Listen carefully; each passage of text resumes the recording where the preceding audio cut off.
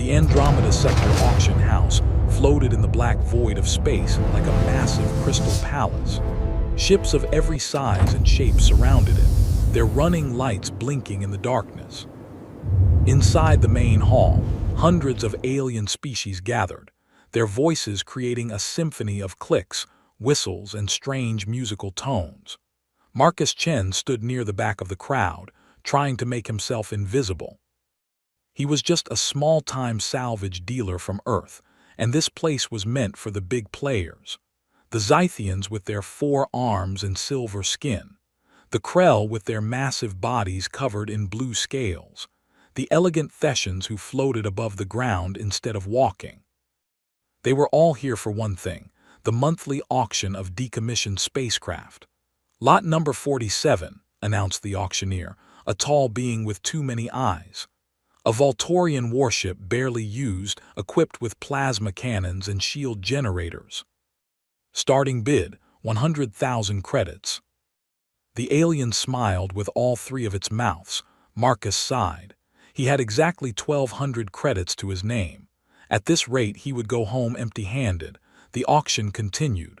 Luxury yachts, military frigates, even a Krell pleasure cruiser with its own swimming pools. Each one sold for amounts that made Marcus's head spin. He started walking toward the exit. This had been a waste of time. Lot number 93, the auctioneer said, sounding bored. A human vessel, designation USS Perseverance, recovered from the outer rim. 200 years old, heavily damaged, sold as is, no warranty. Entire sections were dark and broken. It looked like something that had been floating dead in space for centuries. This piece of junk, a Krell trader laughed, his deep voice booming across the hall. Humans couldn't build anything worth flying back then. Probably falls apart if you breathe on it. 200 years ago, humanity was just starting to explore deep space. Their ships were slow, clunky, and broke down constantly. Starting bid, the auctioneer said, clearly wanting to move on quickly, 500 credits. No one raised a hand or tentacle or whatever they used to bid. Come now, the auctioneer said.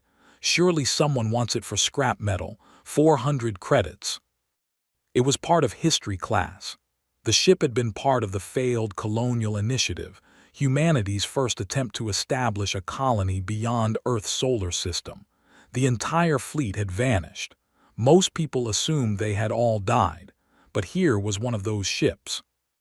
Lost for 2 centuries, and nobody wanted it. 300 credits, the auctioneer said, sounding desperate now. Surely the scrap value alone.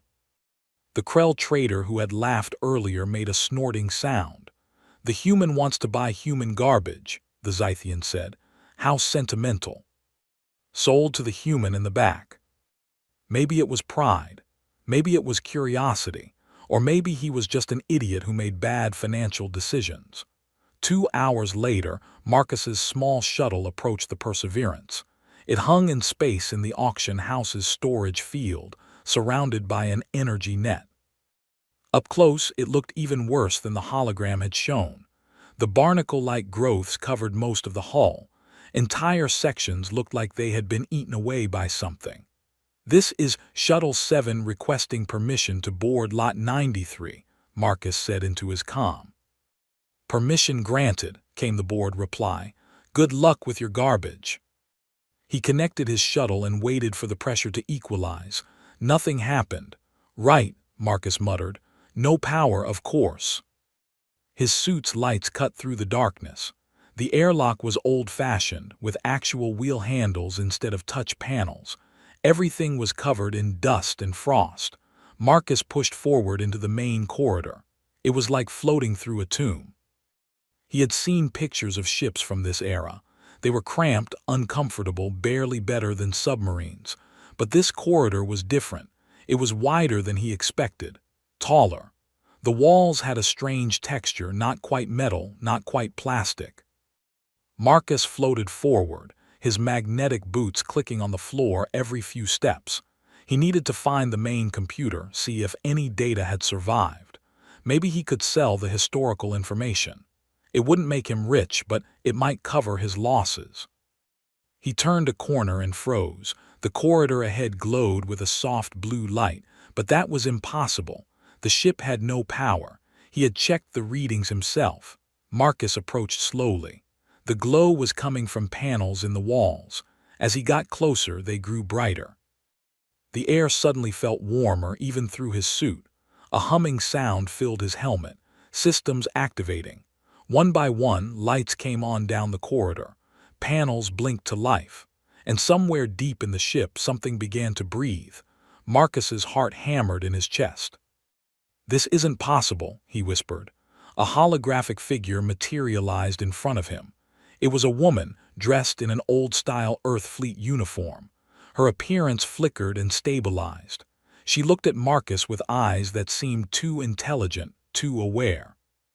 "Welcome back," she said, her voice echoing in the empty corridor. "You're 197 years late." "I have been waiting a very long time." The hologram tilted her head. "You are human. I can tell from your biosignature, but you are not crew. Who are you?" "The ship has been dead for 2 centuries." "What are you talking about?" "So they hid the ship, hid the discovery, and set me to wait. There is much to show you, but first you should know this ship is far more than it appears. The colonial initiative failed because the fleet was primitive and weak, but the Perseverance," she paused. "The Perseverance came back changed." "Show me," he said. Arya smiled and began walking down the corridor. Marcus followed, leaving his shuttle behind. He did not know it yet, but his life had just changed forever. And so had humanity's place in the galaxy. Marcus followed Arya deeper into the ship. The corridors twisted and turned in ways that made no sense. He had studied the basic design of colonial initiative ships back in school. They were simple vessels with straight hallways and cramped quarters, but this felt different, bigger. Like the ship was somehow larger on the inside than the outside. "Where are we going?" Marcus asked, his voice echoing off the walls. "To the heart of the Perseverance," Arya replied. Her holographic form glided smoothly ahead of him, not quite touching the floor. "The crew's greatest achievement. What they built after they returned from the Remembrance. But you will understand better if I show you rather than tell you." Strange patterns rippled across its surface like veins carrying blood. "Prepare yourself," Arya said. "What you are about to see contradicts everything you know about human engineering." He was standing at the edge of a forest. Not a small hydroponics bay with a few plants in pots. An actual forest. Trees stretched up toward a ceiling so high he could barely see it. Vines hung down like green curtains. Flowers bloomed in colors he had never seen before. The air smelled fresh and alive like earth after a rainstorm.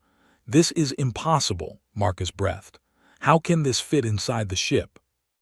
After the crew returned from the Remembrance, they began integrating what they had learned. The Perseverance is no longer just metal and circuits. It is a hybrid, part machine, part living organism. Marcus saw a flash of blue wings between the leaves. "Those are Earth species," he said. "Extinct Earth species. I recognize them from museum archives." They built this ecosystem as a test, to see if the technology from the Remembrance could sustain life indefinitely. It has been running for 200 years without any maintenance, growing, evolving, producing oxygen, food, and water. "Tell me about the Remembrance," Marcus said. "What did the crew find there?" "The colonial initiative sent 5 ships to establish humanity's first deep space colony," Arya began. "The Perseverance was the scout ship. Its mission was to map potential colony worlds. During the survey, Captain Sarah Torres detected unusual energy readings from a planet in an unmapped system. Ancient artificial intelligences that had been left behind by a civilization millions of years old. These AIs maintained a vast archive of knowledge, technology, science, art. The accumulated wisdom of 100 extinct species. They were programmed to preserve knowledge and pass it on to worthy species. But they had learned something over millions of years. Advanced technology given to an immature species is dangerous. It leads to war, destruction, extinction. Their ability to think beyond immediate gain. Arya paused. Captain Torres and her crew passed, barely. The Guardians decided to give humanity a gift, but with conditions. To create ships that could heal themselves, to build ecosystems that could survive anywhere, to cure diseases thought incurable, to restore dying worlds. Arya's expression grew serious. But the Guardians warned, this technology could also be weaponized. Biological warfare beyond imagination. Viruses designed with machine precision. Living weapons that could consume entire planets. So what did the crew do? Others feared what humanity would do with such power. Remember, this was 200 years ago. Earth was still recovering from the resource wars. Nations barely trusted each other. Corporations controlled entire continents. Transform the Perseverance using the biotechnology, creating a living ship that could preserve the information indefinitely. Then they would set the ship to sleep and wait for Earth to move beyond its violent adolescence. The crew programmed me with specific parameters. I was to remain dormant until the ship was found by someone who met certain criteria.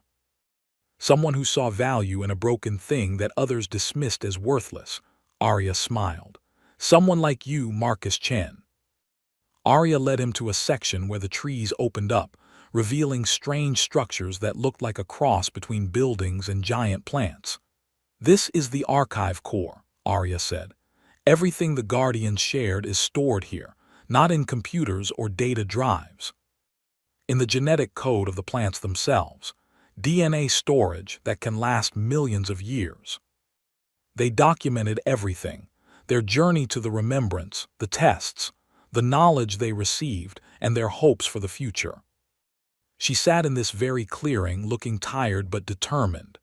To whoever finds this message, Captain Torres said, her voice strong despite her exhaustion. We know what we're doing seems cowardly, running away, hiding. But we've seen what humanity is capable of when we're afraid, when we're desperate. The Guardians gave us a gift that could save our species or destroy it. We're not ready yet. Maybe in 100 years, maybe 200, but someday someone will find this ship. Someone better than us, someone who can make the right choice. Just a small-time salvage dealer barely scraping by. Someone who saw a forgotten ship and wondered what its story was. 200 years ago, a crew of brave humans had found something miraculous and made an incredible sacrifice. They had given up fame, fortune, and recognition to protect their own species from itself. And now, somehow, that burden had fallen to him. There's something else you should know, Arya said, her voice taking on an urgent tone. When I reactivated the ship systems, I sent out a power signature. Nothing major, but in a place as monitored as the Andromeda sector, it was noticed. Noticed by who? And when they arrive, you'll have to decide what to do with the Perseverance and everything it contains. Maybe less. Arya looked at him with something that might have been concern. The crew trusted that the right person would find this ship. Now we'll discover if they were correct. He thought about the knowledge stored in these trees. Technology that could change everything, heal worlds, save lives, or destroy civilizations. 6 hours to figure out what to do with the most important discovery in human history. No pressure, Marcus ran through the corridors of the Perseverance, following Arya's holographic form. His heart pounded in his chest. 6 hours had seemed like plenty of time. But that was before he truly understood how valuable this ship was. How far away are they? Marcus shouted as he ran. 3 ships just dropped out of hyperspace, Arya replied, her voice calm despite the urgency. Consortium battle cruisers. They're hailing us now, demanding we power down and prepare for boarding. Screens flickered on, showing the space around the ship. 3 massive vessels hung in the darkness like predators circling wounded prey. They were sleek and modern, covered in weapons arrays and shield generators. The Perseverance looked like a barnacle-covered antique by comparison. "This is Consortium Commander Veltoth," a harsh voice crackled over the communication system. "Human vessel, you are in possession of potentially dangerous technology. Surrender immediately, or we will disable your ship and take it by force." Biological growth the crew engineered to make the ship look worthless. Underneath, the Perseverance is fully functional. More than functional, but Marcus, you need to understand something important. It was designed only to explore and preserve life. If you want to battle those cruisers, you cannot. Arya's holographic form smiled. "We run, but not like they expect. This ship doesn't move like their vessels. It doesn't think like them. The Perseverance is part human engineering, part biological instinct. It responds to intuition, not just commands. Trust yourself." He could sense the three Consortium vessels as clearly as if they were objects in a dark room and he had just learned to see in the darkness. "That's it," Arya whispered. "The ship is reading your neural patterns, your instincts, your survival reflexes. Now when I tell you, think about moving, not left or right. Just think about where you want to be, where you feel safe. About being far away from the weapons pointed at him, about survival." The Perseverance moved, but it didn't move like a normal ship. It didn't fire thrusters or engage engines with a roar. It flowed like water, like a fish darting away from a shark. One moment it was sitting still in space. The next moment it was 3 kilometers away, leaving the Consortium ships aiming at empty space. Marcus's eyes snapped open. What just happened? The biotechnology allows the vessel to respond to intention rather than mechanical commands. Other species' ships are rigid and predictable. They must calculate trajectories, fire thrusters, follow physics in predictable ways. But the Perseverance moves like a living thing. Instinctively, creatively. Think, Marcus, where can we go that gives us an advantage? But there, on the edge of the system, he saw something. The Serpent's Nest, an asteroid field so dense and chaotic that most pilots avoided it completely. Navigation computers couldn't calculate safe paths through it. The rocks moved in unpredictable patterns, influenced by the gravity of a nearby gas giant. "There," Marcus said, pointing, "the asteroid field." "But we don't think like a computer, do we? We think like something alive, something that can adapt." The Perseverance moved like an arrow, racing toward the Serpent's Nest. Behind them, the 3 Consortium ships followed, their engines burning bright. "Human, you're making a mistake," Commander Veltoth said. "That field will tear your primitive ship apart. Surrender now, and we'll ensure you're treated well." They spun and collided in a deadly dance. "Trust the ship," Arya said softly. "Trust yourself." The same instinct that let a bird fly through a forest at full speed without hitting branches. The same instinct that let a fish navigate a coral reef. The Perseverance twisted and turned, sliding through gaps that seemed too small. It rolled and dove, flowing through the chaos like it belonged there. Marcus didn't think about each movement. He just felt where safety was and let the ship take him there. Behind them, the Consortium ships tried to follow, but they relied on computers and calculations. Their targeting systems struggled to predict the erratic movements of the asteroids. One cruiser clipped a spinning rock and its shields flared bright. "Back off," one of the Consortium pilots said over an open channel. "We're taking too much damage." The human is either suicidal or incredibly lucky. On the screens, he could see the Consortium ships falling behind, forced to navigate more carefully. But they were still following, still determined. "We need to lose them completely," Marcus said. "Any ideas?" "See that cluster of asteroids near the gas giant's gravity well? The gravitational forces there create a phenomenon called the whirlpool. Space itself twists in unpredictable ways. Sensors can't read it accurately. Navigation computers fail completely. The biotechnology in this ship mimics those natural abilities. A section of space where asteroids didn't just move predictably but seemed to dance in impossible patterns, caught in gravitational currents that defied normal physics. If we go in there, we might not come out, he said quietly. True. But if the consortium follows, they definitely won't come out. Their ships are too rigid, too dependent on technology that can't adapt to chaos. They had hidden this incredible ship, trusting that someday the right person would find it, would know what to do with it. Was he that person? Marcus didn't feel special. He felt scared and out of his depth, but he also felt something else: determination. These consortium ships wanted to take the Perseverance by force. They wanted the biotechnology for profit and power, exactly what Captain Torres had feared. Let's do it, Marcus said, placing his hands back on the panels. Take us into the whirlpool. Follow him into the whirlpool. Arya, he said quietly, I hope you're right about this. The screens showed chaos and confusion, but Marcus closed his eyes and felt the patterns beneath the chaos. The ship moved with him, through him, like they were dancing rather than fleeing. Behind them, the first consortium ship entered the whirlpool. Its computers immediately began flashing errors. Its shields sparked as it collided with rocks it couldn't predict. The chase had become something else entirely, a test of different philosophies: machine precision versus biological intuition. Rigid calculation versus creative adaptation. The Perseverance emerged from the whirlpool like a whale breaching the ocean's surface. Marcus opened his eyes and gasped for air, not realizing he had been holding his breath. His hands were still on the control panels, trembling from the intensity of the connection. Status report, he said, his voice hoarse. All systems functional, Arya replied. The consortium ships are still in the whirlpool.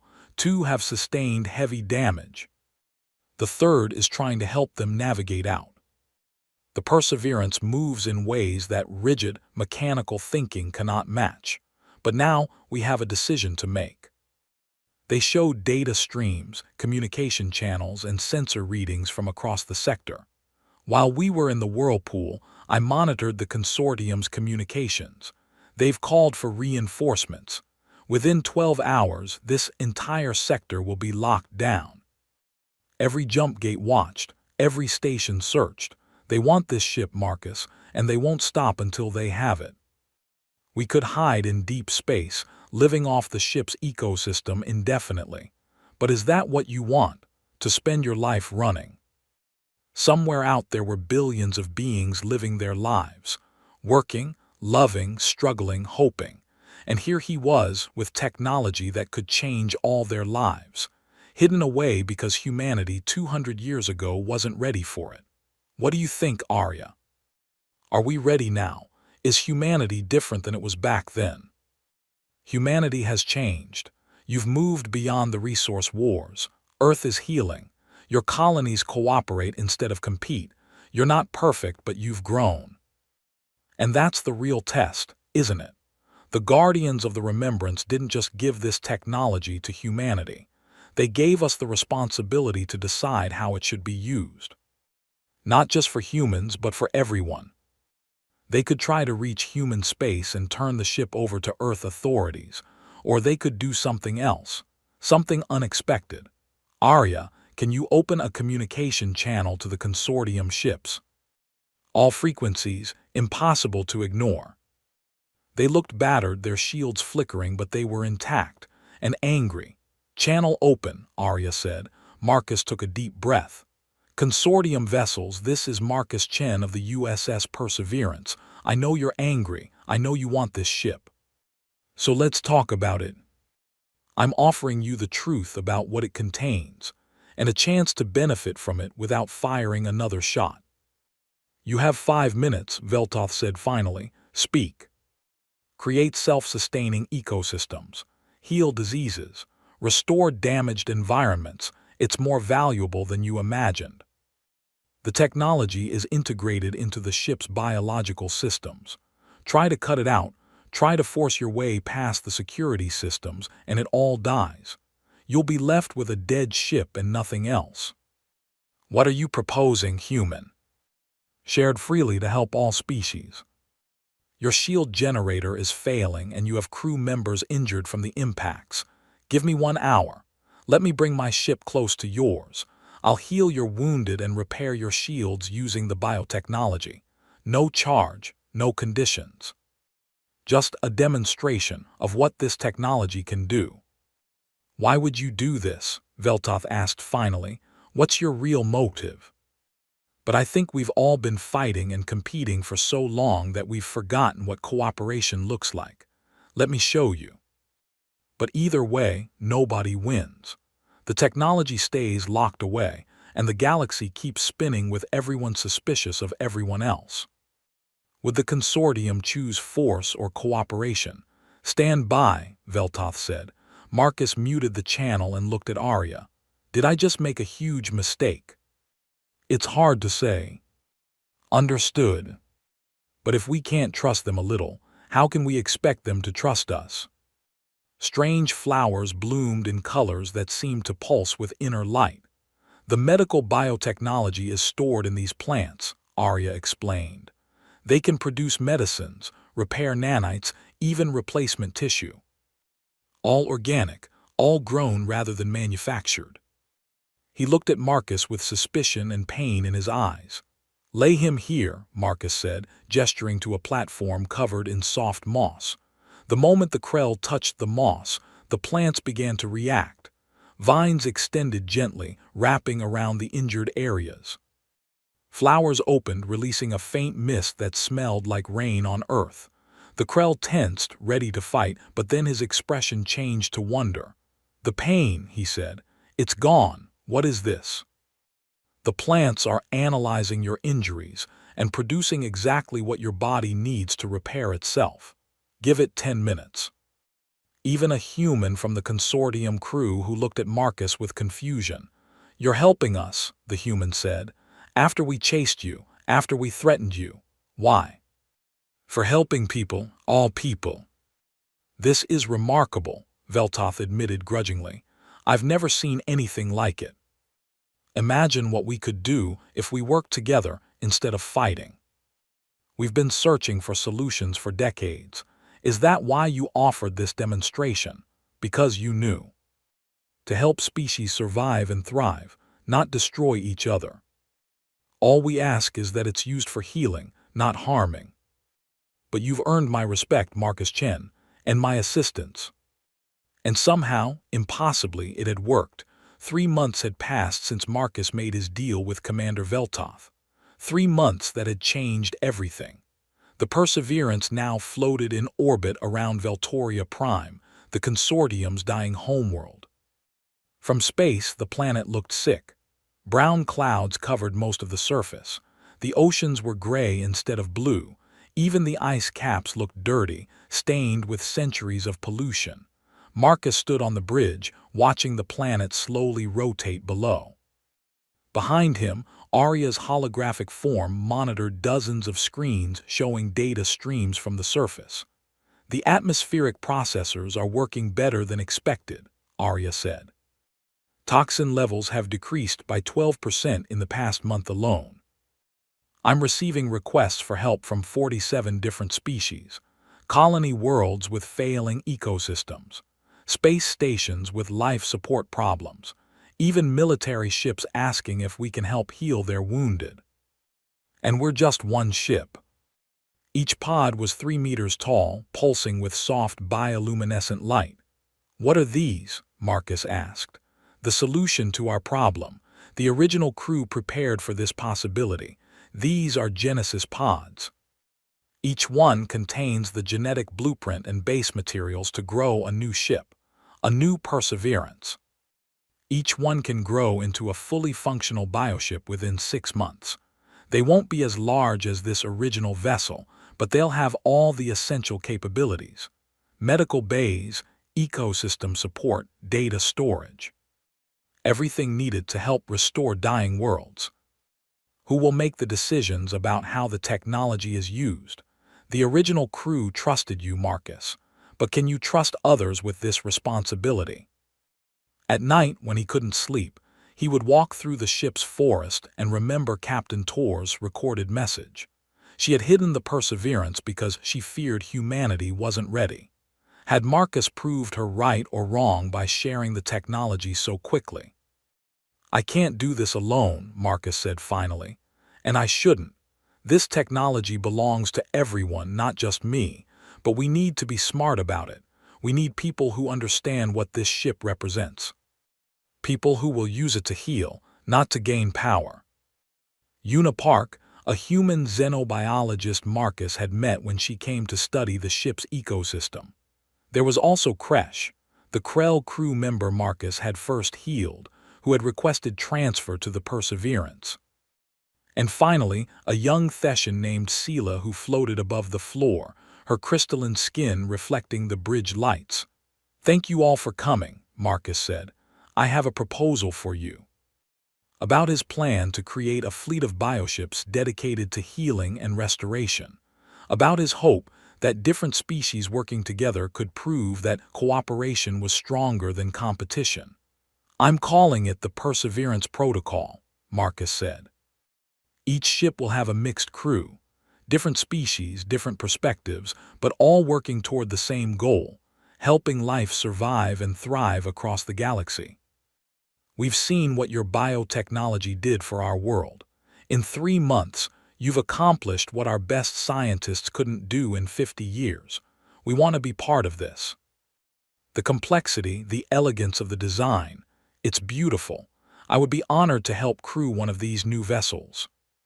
You showed mercy when you could have shown vengeance. The Krell people respect strength, but we respect honor more. I will serve on your ships. We've spent centuries thinking about how the galaxy could be better. Now you're offering us a chance to actually make it better. Of course we'll help. There will be species who don't trust us, who think we have hidden motives.